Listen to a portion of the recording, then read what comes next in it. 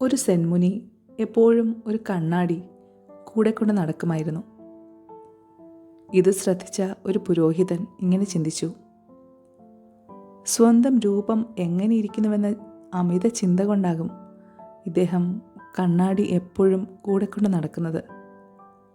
ബാഹ്യരൂപമോർത്ത് ആധി പിടിക്കാതെ ഉള്ളിലുള്ളതിനെ ഇയാൾക്ക് വിലമതിച്ചൂടെ?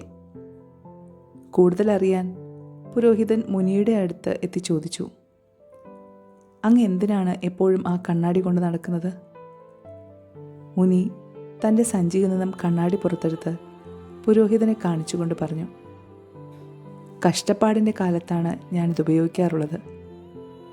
ഞാൻ ഇതിലേക്ക് നോക്കുമ്പോൾ എൻ്റെ വിഷമ പ്രശ്നങ്ങളുടെ ഉറവിടവും അതുപോലെ തന്നെ ആ പ്രശ്നങ്ങൾക്കുള്ള പരിഹാരവും ഇത് കാണിച്ചു തരും. ചെറുതോ വലുതോ ആയ പ്രശ്നങ്ങൾ നമ്മുടെ ജീവിതത്തിലും ഉണ്ടാകാറുണ്ട്.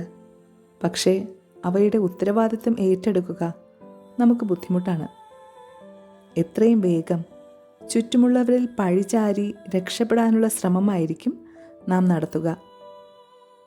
അവനല്ലെങ്കിൽ അവൾ എന്നോടിങ്ങനെ ചെയ്തില്ലായിരുന്നെങ്കിൽ എനിക്കങ്ങനെ ബുദ്ധിമുട്ട് വരില്ലായിരുന്നു എന്നൊക്കെ സാധാരണ നമ്മൾ പറയാറുള്ളതാണ്.